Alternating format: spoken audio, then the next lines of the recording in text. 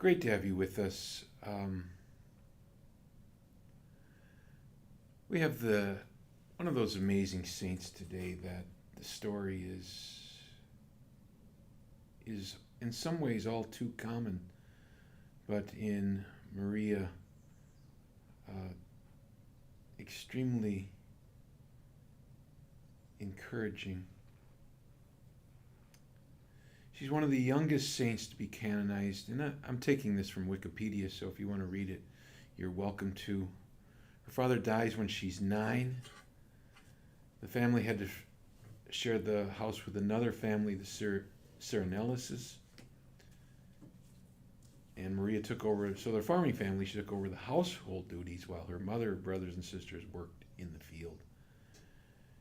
And Alessandro, the son of those who were living in the house, your 20-year-old son, made advances to her. When she refused to submit, he stabbed her 14 times. She was taken to the hospital.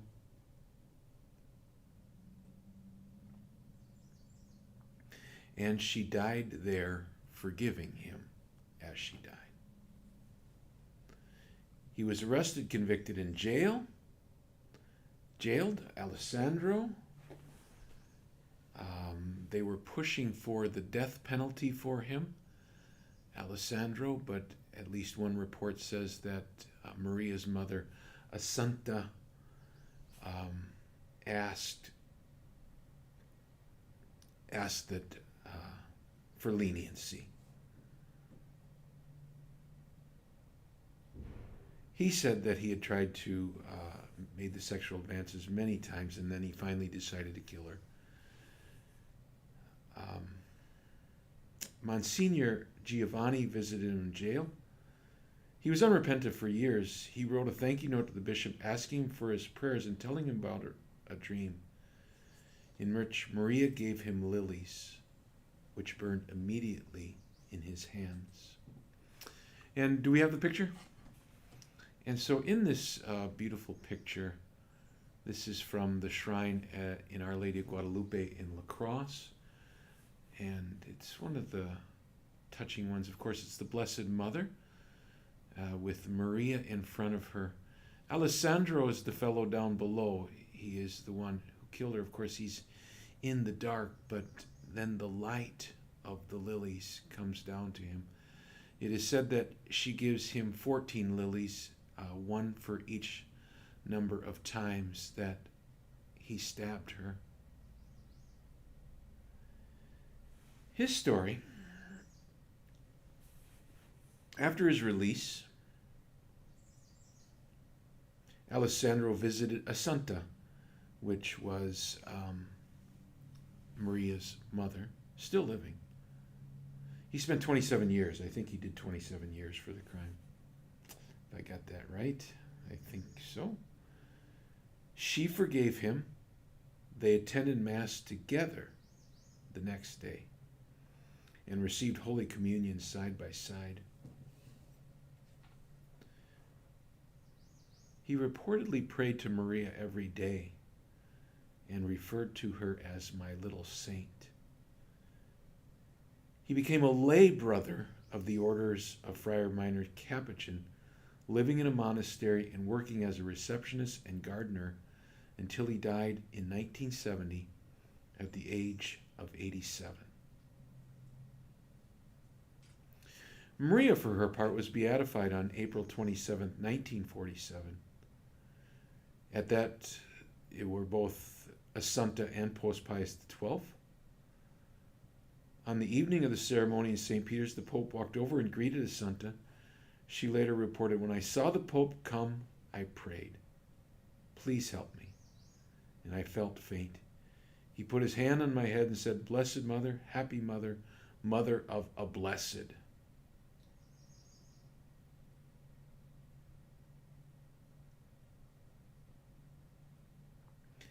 Afterwards, both could be seen with eyes wet with tears. 3 years later, June 24th, 1950, Pius XII canonized Maria as a saint, the Saint Agnes of the 20th century. Assunta was present at the ceremony, along with her 4 remaining sons and daughters. Alessandro was also present. Owing to the huge crowd, the ceremonies associated with the canonization were held outside of St. Peter's Basilica, and you know the large square there. Pius XII spoke not in Latin, but in Italian. And so, of course, that would have been Maria's language. We order and declare that the Blessed Maria Goretti can be venerated as a saint, and we introduce her into the canon of saints. And this is one thing about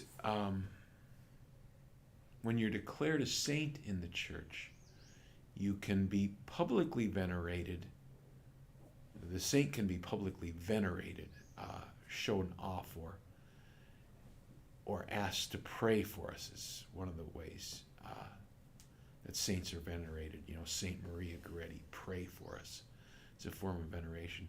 Technically, until the time of the canonization, it is withheld that it would be private people can ask, whomever they want to pray for them.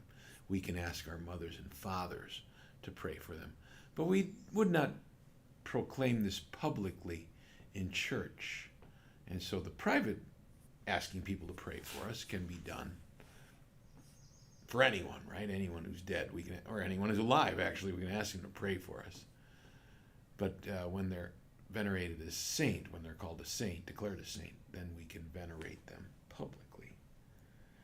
And so Maria can be venerated as a saint, and we introduce her into the canon of saints.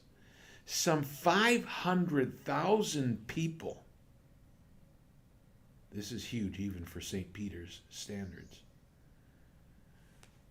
And this is a crazy thing, that this 12-year-old young woman, girl, has 50 years after she dies, has 500,000 people come to the celebration of her becoming a saint. Her story is that enlivens.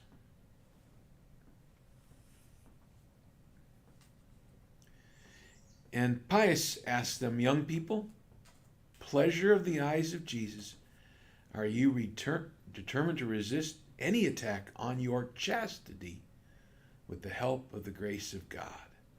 And they cried out, yes. Maria's 3 brothers would claim that she intervened miraculously in their lives. Angelo heard her voice telling him to emigrate to America. Her brother, Alessandro, was reportedly miraculously given a sum of money to finance his own emigration to join Angelo. Sandrino died in the United States in 1917. That would be Sandrino. And Angelo died in Italy.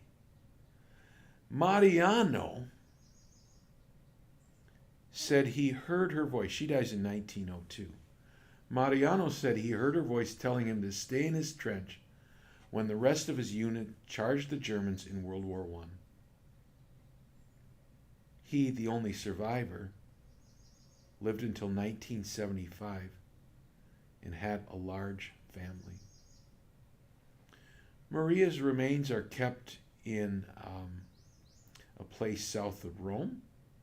This is an interesting thing that gets thrown in here. It is often incorrectly reported that her body remained incorrupt. This is because her skeletal remains are contained in a wax statue lying on its back inside a glass casket. And the statue has been mistaken for her body. And wax is not that uncommon in Rome. I think they've got John Paul II waxed, or John the 23rd. One of those guys, I saw them over there.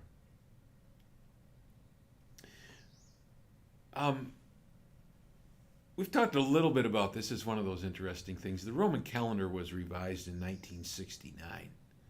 This is a few years ago. And so some saints were taken out of the Roman calendar. And so I think there's more than one of them. But St. Christopher is probably the most famous.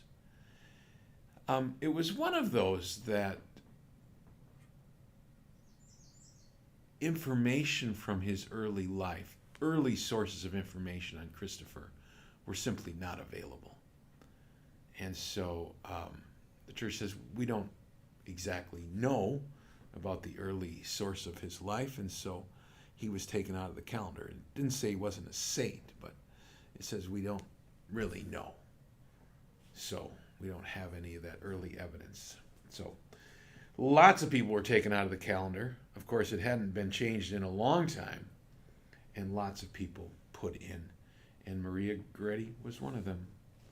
And so we celebrated her today at Mass this morning. She's the patron saint of chastity. This is an interesting word, right? Chastity is living in your state of life. So if you're married, chastity is staying chaste to your husband or wife. And if you're not married, chastity is living that state, not entering into those relationships in that way. She's the patron saint of chastity. Rape victims, girls, youth, teenage girls, poverty. She was just a poor girl, poor farm girl. Purity and forgiveness.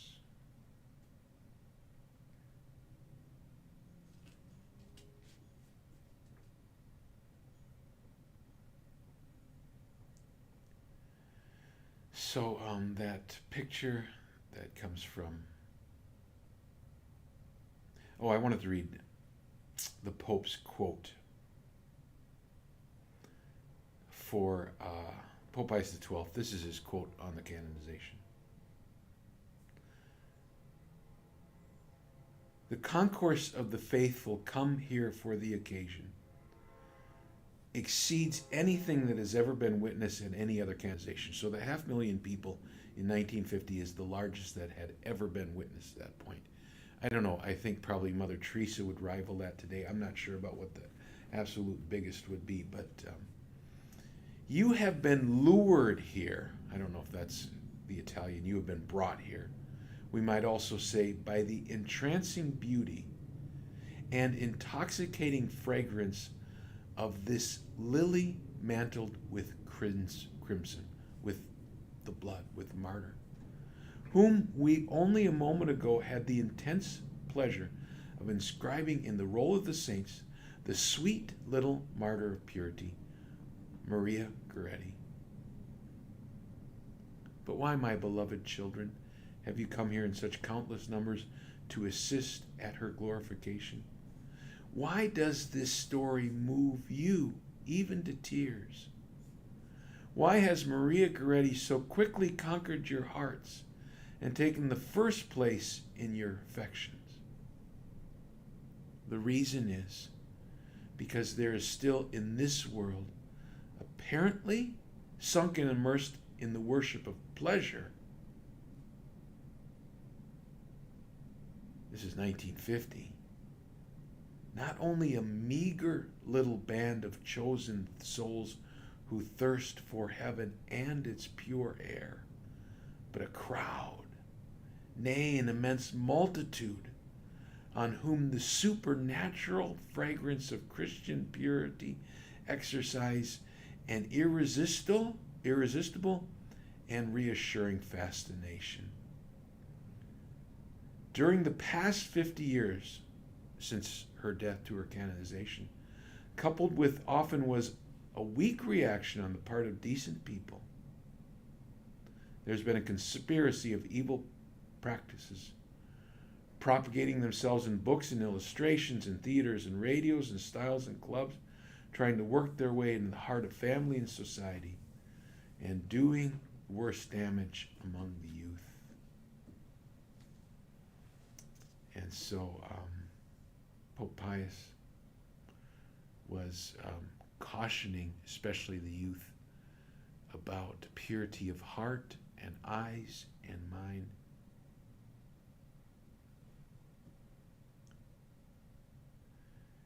We greet you, O beautiful and lovable saint, martyr on earth and angel in heaven.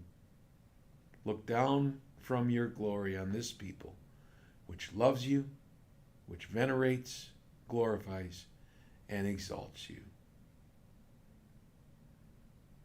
Saint Maria Goretti, saint of purity, saint of years, saint of the 20th century, is a role model for chastity in our world. This is back to the article. This was not Pius XII.